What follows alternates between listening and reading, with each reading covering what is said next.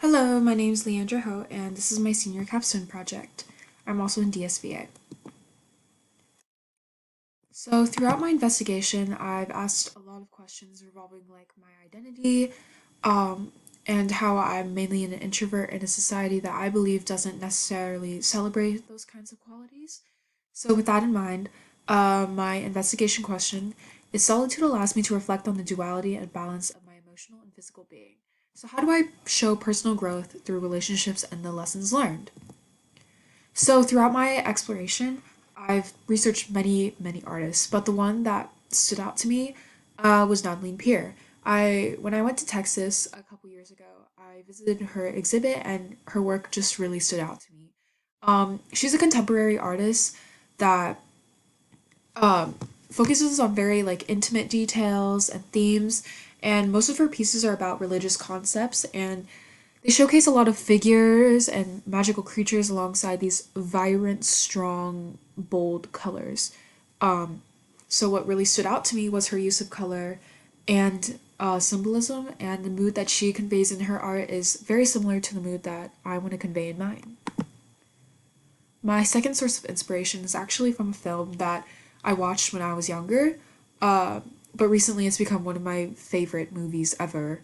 It's called The Last Unicorn, and it carries a style that's very reminiscent of medieval unicorn tapestries, and I wanted to incorporate some of those kind of dreamy details and imagery, because not only am I naturally drawn to those kinds of things, but in my pieces I wanted to convey a sense of the soft beauty of solitude and silence that I've experienced. So, in my investigation, I want to focus on duality, vulnerability, growth, and relationships.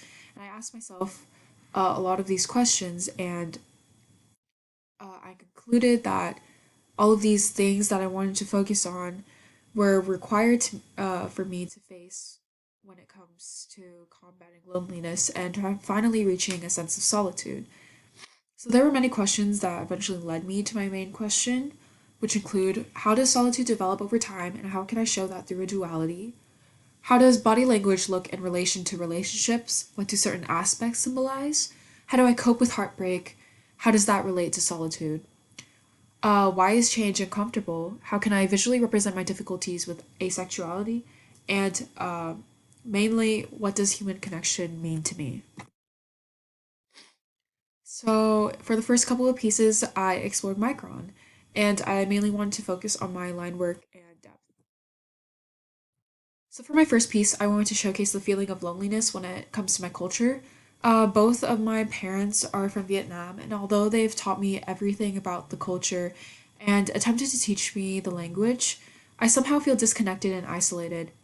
So, I took my own reference picture of me in an ao dai, which is a traditional Vietnamese dress, and I put the Vietnam flag behind me. So this is the final piece, and to emphasize the message of contrast between my identity and my culture, I colored the flag using gouache and marker and left my portrait in black and white. So for my next piece, I want to combat my personal struggle of not being able to fully express how I feel. So through art, I've been able to get closer to my feelings about my own vulnerability and sexuality, and I wanted it to be dramatic yet cohesive. So again, with Micron, I layered and layered the pen and more line work to add depth.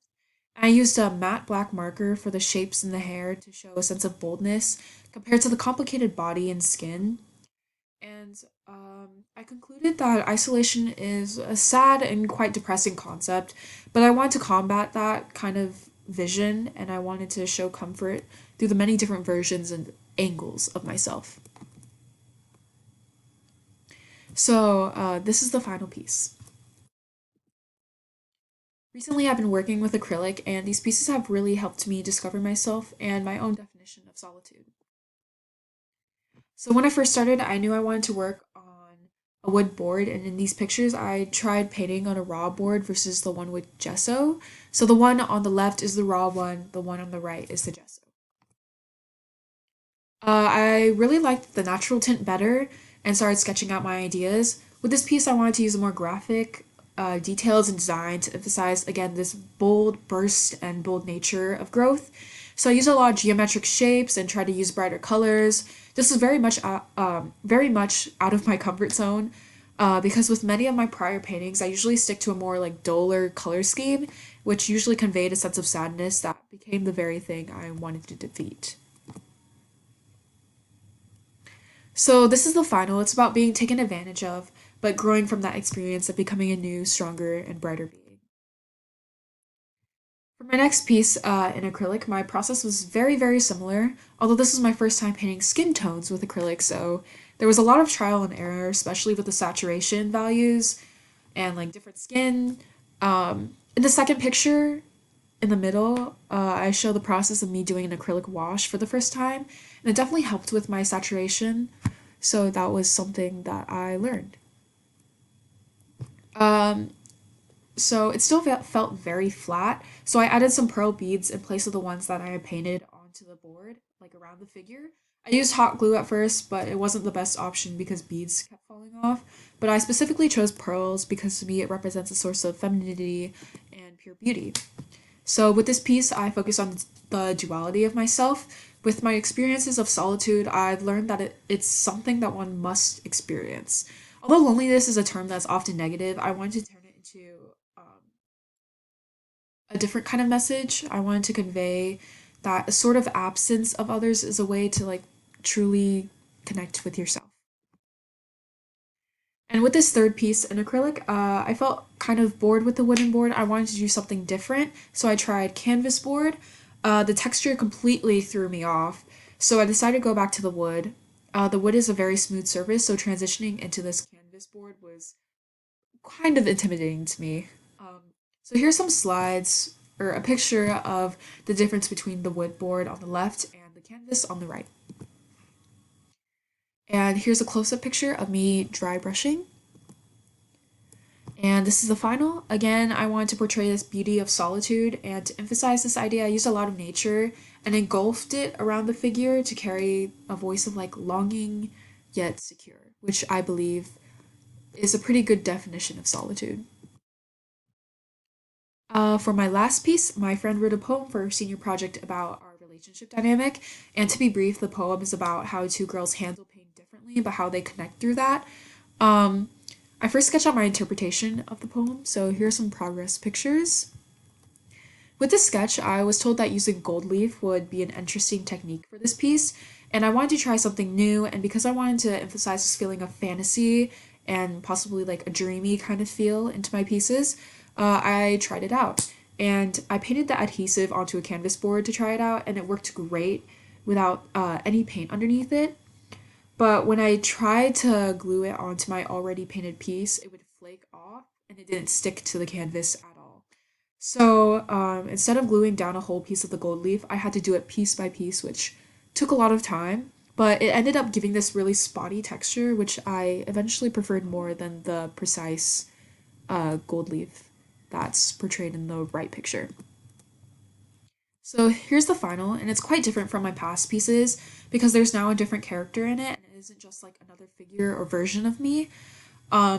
This piece is about the balance that I found between the relationships that I've made with others and the peace that I feel when I'm alone. Although our personalities are different, I was able to convey that sense of cohesion and togetherness with the colors and imagery.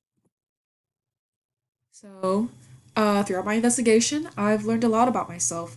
I've learned that my past loneliness and current solitude are two completely different things. I've learned how to be closer to myself and my feelings and how to fully express that in a way that highlights my own personal growth. I've learned to connect to my emotional and physical self through my experiences of solitude, and through my art, I hope to teach others that reflection is an important thing. In order to grow from different experiences and to learn, it's important to step back and delve into an empty space in order to connect to your inner self. So, to turn my loneliness into solitude is a gift that I've appreciated throughout my whole investigation and now throughout my whole life.